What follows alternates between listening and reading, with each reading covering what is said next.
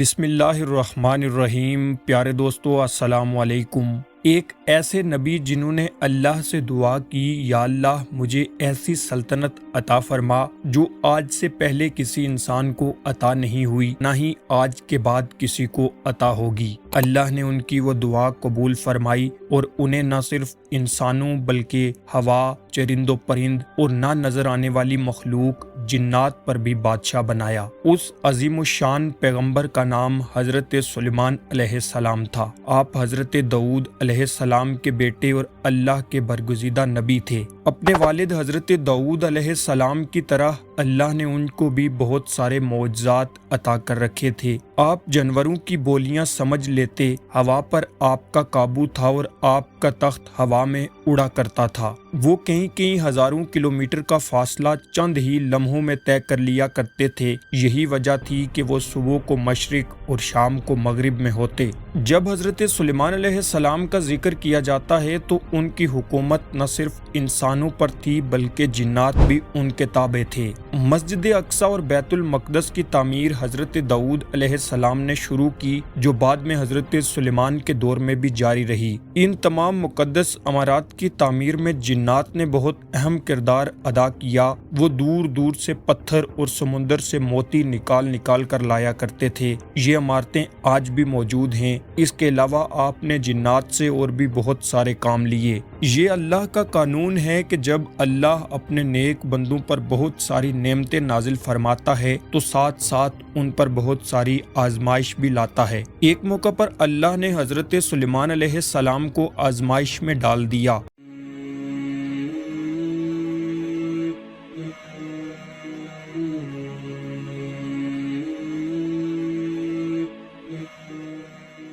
آپ کے پاس ایک انگوٹھی تھی جس پر اسم اعظم کندہ تھا۔ اس انگوٹھی کی بدولت آپ تمام جنات اور انسانوں پر حکومت کیا کرتے، لیکن وہ انگوٹھی کسی وجہ سے گم ہو گئی اور ایک شیطان کے ہاتھ میں آ گئی۔ اس کے بعد آپ تخت و سلطنت سے محروم ہو گئے اور ایک مدت تک وہ انگوٹھی اس شیطان کے ہاتھ میں رہی، لیکن پھر وہ دریا میں گر پڑی جسے ایک مچھلی نے نگل لیا اور وہ مچھلی حضرت سلیمان علیہ السلام نے پکڑ لی۔ جب اس مچھلی کو چیرا گیا تو انگوٹھی اس کے پیٹ سے نکل آئی۔ جب آپ نے اس انگوٹھی کو ہاتھ میں پہنا تو وہ سلطنت اور حکومت جو کھو چکی تھی دوبارہ آپ کو مل گئی۔ جبکہ بہت سارے مورخین نے اس بات کا انکار بھی کیا ہے کہ وہ انگوٹھی کی بدولت حکومت کرتے تھے۔ حکومت ان کو اللہ نے اپنے فضل سے عطا فرمائی تھی۔ حضرت سلیمان علیہ السلام کے زمانے میں یمن کے علاقے پر ملکہ سبا کی حکومت تھی۔ ایک دن حضرت سلیمان علیہ السلام کا دربار لگا ہوا تھا جس میں تمام جن و انس، چرند پرند اپنی جگہوں پر بیٹھے ہوئے تھے۔ تو انہوں نے دیکھا کہ ہدہد غیر حاضر ہے۔ آپ نے فرمایا ہدہد نظر نہیں آتا، اگر اس نے غیر حاضری کی معقول وجہ بیان نہ کی تو اسے سخت سزا دی جائے گی۔ ابھی یہ باتیں ہو رہی تھی کہ ہدہد بھی حاضر ہو گیا۔ حضرت سلیمان علیہ السلام نے وجہ دریافت کی تو اس نے بتایا، میں اڑتا ہوا یمن کے ملک میں جا پہنچا جہاں کی حکومت ملکہ سبا کے ہاتھوں میں ہے۔ خدا نے اسے سب کچھ دے رکھا ہے، اس کا تخت بہت قیمتی اور شاندار ہے، لیکن شیطان نے اس کو گمراہ کر رکھا ہے۔ وہ خدائے واحد کے بجائے آفتاب یعنی سورج کی پرستش کرتی ہے۔ جب حضرت سلیمان علیہ السلام نے یہ سنا تو فرمایا، اچھا تو میرا خط اس کے پاس لے جا، تیرے جھوٹ اور سچ کا امتحان ابھی ہو جائے گا۔ اس کے بعد حضرت سلیمان علیہ السلام نے ایک خط لکھا جو ہدہد لے کر ملکہ سبا کے پاس پہنچا اور خط اس کے آگے ڈال دیا۔ ملکہ نے خط پڑھ کر درباریوں کو بلایا اور خط کا مضمون پڑھ کر سنایا، جس میں کچھ یوں لکھا تھا، یہ خط سلیمان علیہ السلام کی طرف سے ہے اور اللہ کے نام سے شروع کیا جاتا ہے جو بڑا مہربان اور نہایت رحم والا ہے۔ تم کو سرکشی اور سربلندی کا اظہار نہیں کرنا چاہیے اور تم میرے پاس خدا کے فرمانبردار بن کر آؤ۔ ملکہ سبا نے جب یہ خط پڑھا تو بہت سارے تحفے تحائف حضرت سلیمان علیہ السلام کی خدمت میں بھیجے۔ آپ نے ان تحائف کو دیکھ کر فرمایا کہ ملکہ نے میرے پیغام کا مقصد نہیں سمجھا۔ آپ نے ملکہ کے سفیروں کو دیکھ کر فرمایا، تم نہیں دیکھتے کہ میرے پاس کس چیز کی کمی ہے؟ یہ تحفے واپس لے جاؤ اور اپنی ملکہ سے کہو، اگر میرے پیغام کی تکمیل نہ کی تو میں عظیم الشان لشکر لے کر وہاں پہنچوں گا اور تم کو ذلیل و رسوا کر کے تمہارے شہر سے نکال دوں گا۔ جب قاصد حضرت سلیمان علیہ السلام کا پیغام لے کر ملکہ کے پاس گئے تو اس نے یہی مناسب سمجھا کہ خود حضرت سلیمان علیہ السلام کی خدمت میں حاضر ہو۔ جب حضرت سلیمان علیہ السلام کو ملکہ کی روانگی کا علم ہوا تو آپ نے فرمایا کیا دربار میں کوئی ایسا ہے جو ملکہ کا تخت یہاں لے آئے؟ ایک جن نے کہا آپ کے دربار برخاست ہونے تک میں تخت لا سکتا ہوں اور میں امین بھی ہوں،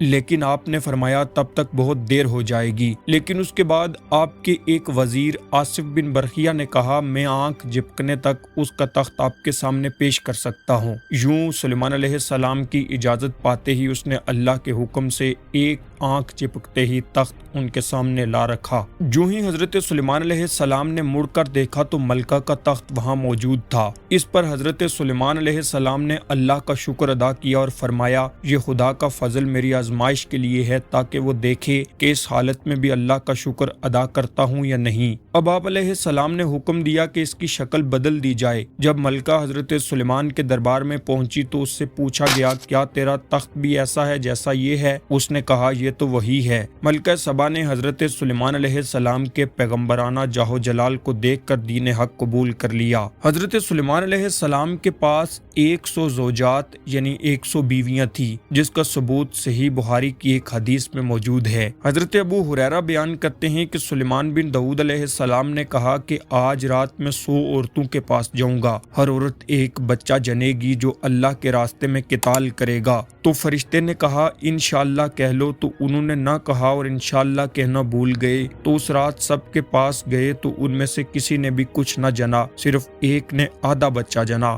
نبی کریم صلی اللہ علیہ وسلم نے فرمایا اگر وہ انشاءاللہ کہہ لیتے تو ایسا نہ ہوتا اور ان کی ضرورت پورا کرنے کا باعث بن سکتا۔ لیکن صحیح مسلم کی حدیث نمبر 1654 میں 90 عورتوں کا ذکر ہے۔ ایک اور روایت جسے امام بخاری نے جہاد کے لیے اولاد طلب کرنے کے باب میں ذکر کیا ہے، جس میں 99 عورتوں کا ذکر ملتا ہے۔ حضرت سلیمان علیہ السلام کی وفات کا واقعہ بڑا دلچسپ اور عجیب ہے۔ آپ کے حکم سے جنوں کی ایک بڑی جماعت عمارتیں بنانے میں مصروف تھی۔ جب حضرت سلیمان علیہ السلام کی وفات کا وقت قریب آیا تو انہوں نے تمام جنات سے کہا کہ میرے لیے ایک شیشے کا کمرہ تیار کرو۔ جب وہ کمرہ تیار کر لیا گیا تو آپ اس کے اندر گئے اور ایک لاٹھی کے سہارے کھڑے ہو گئے اور وہیں کھڑے کھڑے انتقال فرما گئے۔ جنوں کو آپ کی موت کی خبر نہ ہوئی، وہ اپنے کام میں لگے رہے۔ آخر ایک عرصہ بعد جب ان کی لاٹھی کو دیمک نے کھا لیا تو وہ بودی ہو کر ٹوٹ کر گر پڑی اور حضرت سلیمان علیہ السلام جو لاٹھی کے سہارے کھڑے تھے وہ بھی گر پڑے۔ بیان کیا جاتا ہے کہ یہ اس وقت کا واقعہ ہے کہ جب مسجد اقصی کی تعمیر ہو رہی تھی، کیونکہ مسجد اقصی حضرت سلیمان علیہ السلام نے جنات کی مدد سے تعمیر کروائی۔ اس وقت جنوں کو معلوم ہوا کہ حضرت سلیمان علیہ السلام تو ایک مدت دراز سے انتقال فرما چکے ہیں۔